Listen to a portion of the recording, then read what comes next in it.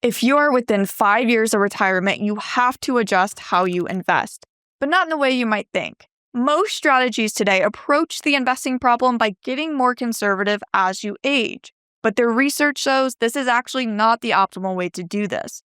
In fact, if you follow the traditional approach, it means less spending in retirement and a higher chance of running out of money. So I'm going to walk you through how I approach this with my clients in their 50s who are preparing to retire.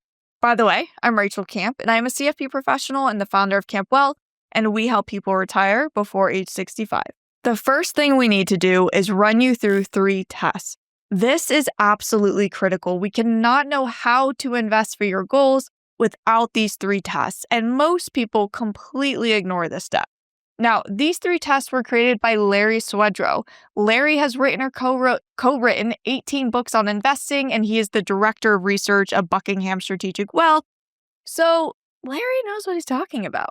And test number 1 is your ability to take risk. And there are 4 factors that determine your ability. Factor number 1 is investment horizon, or when will you need the money. Factor number 2 is stability of earned income. So how stable is your job? Number 3 is need for liquidity. Do you need cash soon from this investment to cover your living expenses? And number 4, your plan B. What will you do if we experience poor returns? All right, what does that all actually mean? Well, for an aggressive investor, one who's comfortable holding a lot of equities or a lot of stocks, they may answer the questions like this. Factor number 1, I don't need the money for over 30 years of a really long time horizon. Factor number 2, I have a very stable job. The example we always give is a tenured professor. Factor number 3, I don't need this cash. I have a well-funded emergency fund that I can tap into if I need to. And finally, factor number 4, my plan B, if I experience poor returns, although I have a really long time to recover, I am willing to delay retirement. So that's an aggressive investor. On the other hand, a conservative investor, someone who wants more stability in their portfolio, they may answer the questions like this. Number 1, I want to retire pretty soon, 5 years, shorter time horizon. Number 2, I'm a restaurant owner. This is a highly cyclical industry, so not very stable job. Number 3, I may need access to cash. I really don't have much cash laying around. And number 4, I am not willing to delay retirement. I need to retire in 5 years. In other words, how far away are you from your goals? How stable your current source of income is? How stable you need your investments to be, and what your backup plan is if things go wrong. These are all things that should influence the risk you take on in your portfolio. And again, I'm going through these 3 tests first so we can build our foundation before going deeper tactically into how to actually implement this for your plan. I'll go through that in a minute. So test number 1, what we just covered is your ability to take risk. It's logic, it's fact-based, but one of the most important factors if you want to be a successful investor is found in your behavior. And that's how you answer this next test. Test number 2 is your willingness to take risk. Here's the brutal truth I don't hear many people talk about. Investing isn't actually complicated, but human behavior is. And that's exactly what test number 2 aims to tackle. And this is what we call in the biz the sleep test. While you may technically be able to afford being an aggressive investor, if you cannot sleep at night with the level of risk, or if you are prone to panic selling, then you actually cannot afford to be an aggressive investor. This is a mistake I see a lot of investors make, and it's a massive, massive flaw.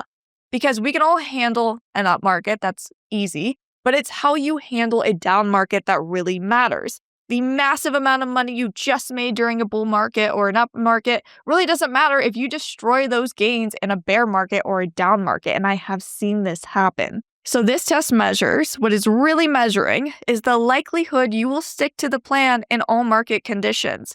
This is a personal decision that only you can answer. And the best way to answer this question is to go through a down market and see how you react. But the second best way to answer this is to simulate a down market by looking at historical scenarios. It's not a perfect substitute for actually going through it. And by the way, going through a down market post-retirement or near retirement is a completely different emotional experience than going through a down market when you are a decade plus from retirement. I've worked with dozens of clients who were completely unbothered by a down market while working, but the switch to retirement changed their willingness for risk. So test number 2 we have to continue to reevaluate. And it may be helpful to put your portfolio through stress tests, like what would my portfolio have done in the '08 financial crisis? On a $2 million portfolio, the global financial crisis of '07-'08, that would have lost almost $700,000 with a 60-40 portfolio. So that is a 35% drop. Now, a 100% equities portfolio, the other numbers you see here, that would have seen the portfolio cut in over half, about a drop of over 52%. This is one of the best ways to go through it without actually having to go through it. Of course, with the caveat that going through it in a simulation is about 100 times easier than going through it in real life, but it's the closest we can get. Now, a massive recession, that's our worst case scenario, recession or depression. But keep in mind, it can also be really expensive to be more conservative than you need to be. And that's where test number 3 comes in. Test number 3 is your need to take risk. In this test, we work backwards by finding the return we need to hit our goals. So if you want to retire in 10 years and spend $10,000 a month, that could be an example of your goal. What does your portfolio need to return over the next 10 years to get you there? And the higher the return, the more you need to be willing to take on risk, the more aggressive you need to be. If that's concerning to you or uncomfortable, and you're decades from retirement, you may just have an education gap there because I'm telling you, like I just mentioned, being too conservative is really expensive. We have to reframe the risk. But if you find something like your return required is 20% a year, this might be an indicator that your goals are not realistic and you will need to reevaluate your time horizon. On the other hand, if you find your return needs to be something like 3% per year, you could consider taking some risk off the table and shifting more into a wealth preservation mode.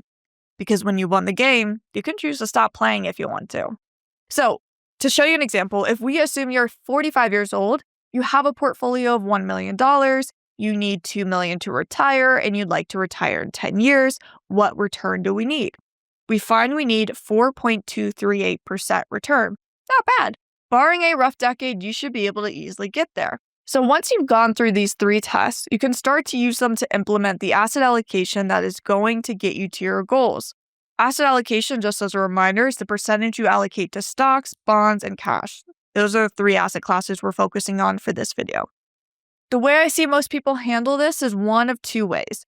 One way is a simple formula like 110 minus your age. So what you do is you take 110 minus your current age and the remaining numbers, how much equities you should hold. So if you are 30 years old, for example, your equities would be 80% of your portfolio. If you are 50 years old, your equities would be 60% of your portfolio. The second most common way I see is just using something like a target date fund. Target date funds reallocate as you get older, just like the formula does. So what it will do is start you off with a lot of stocks and then gradually shift more to bonds as you approach your retirement date. The problem with both of these approaches is you often end up being more conservative than you need to be, both when you're young and when you're much older, and then not conservative enough in the middle in the years leading up to retirement and the years immediately following retirement. What this means is you're leaving money on the table when you can actually afford to be more aggressive, and you may be taking on more risk when you cannot afford to be more aggressive. When we look at the research conducted by Michael Kitchis and Wade Pfau, they show that the riskiest time for a retiree is the final decade leading up to retirement and the first decade of retirement. This is the time period we need to focus in on where we should be the most conservative. It's counterintuitive, but we don't have to be conservative forever. Because the number one reason retirees run out of money is bad returns during the first few years of retirement. So if we look at this from the equities or the stock side, we have what we call a V-shaped equity glide path. So this is the risky part of your portfolio, the equities. So your stocks, how it works is they start off high when you're young, not surprising. But as you approach retirement, they start to come down until you hit your retirement date. And this is the bottom of the V. And then they start to slowly rise again after you retire. So we'll talk about that looks like in practice in a minute when I go through my 4-step formula. So in other words, the traditional approach to asset allocation is you continue to get more conservative as you age. So the older you are, the more conservative you are as an investor. But the research-backed approach solves for this problem in a different way. by making you most conservative when you are in the retirement danger zone. Again, that's 10 years before retirement, 10 years post-retirement. And that's because of sequence of returns risk. This is the order that you experience returns. But once you are 10 plus years into retirement, a lot of that risk goes away. You either experience poor returns in the beginning of retirement, and now it's time for the good returns to show up, or you experience good returns and you gave up some of the upside by being more in bonds. The important thing is that in both scenarios, you survive sequence of returns risk, which is the risk that you retire into a bad market. By being conservative, your portfolio lasted long enough to participate in the market recovery when it does eventually show up. Now, we can discuss implementing this in your portfolio with a 4-step formula. This is a great framework to start thinking about asset allocation. Step number 1 of this formula is to determine the income your portfolio needs to provide you during the retirement risk zone. So if we look at your first 10 years of retirement, what is the total number that needs to come from your portfolio in terms of income? If we pull up a quick example here, we have Michael and Holly Sky, which if you watched a video before, you know we've used them. They have a $2 million portfolio. They want to spend $90,000 a year in retirement. They are 54 and they want to retire next year at 55. So we find that in the first 5 years, their total cash outflows, this is what the portfolio needs to provide for them for income, it is $494,298. We look at the next 5 years, we see it is $593,000. So all in, first 10 years, we're looking at over $1 million the portfolio needs to provide. So this is over half the portfolio, meaning if we protect the full 10 years and put 10 years into some mix of cash, bonds, fixed income, the portfolio would be a mix 50 stocks, 50% bonds or fixed income. And remember, following the equity glide path, Michael and Holly will actually be spending down the 50% of the portfolio that is on the safe side. But for some people, they're going to see a 50-50 portfolio and think that's way over the top conservative. So step number 2 is to determine a plan B. So if we experience a down market in retirement and you are unwilling to make any adjustments, that plan B is your plan A and we just have to be more conservative. If we look at market recovery for US stocks, we see that the trend is stocks fall quickly, reaching their bottom, usually in a matter of months, but can take years to recover and hit a new peak. Nick Majuli looked at different recovery times through US stock history and saw that for drops exceeding 20%, the market has taken anywhere from 4 to 9 years to recover. So that becomes really important when you are retired and you're waiting on the market recovery. Now, one way to adjust for this is through spending cuts. So I talk with Michael and Holly. They tell me the entire $90K is not needed. A lot of that's just extra luxury items. So they can get by with a spending cut if needed. And that's where we go into step number 3. Step number 3 is to protect 5 to 10 years of the spending cut. So Michael and Holly tell me they can cut spending to $75,000 a year if needed, if there's a down market. So with this new spending number, we find their total cash outflows in the first 5 years are now $414,000. So for 5 years, that's about 20% of the portfolio that we would need to be in the safe side. So we're going to start with just 5 years from now. And then step number 4 is to adjust from there. So we run the new portfolio through a series of stress tests, seeing how it would do in different market environments. We discuss putting a few more years on the safe side and what that does to the overall asset allocation.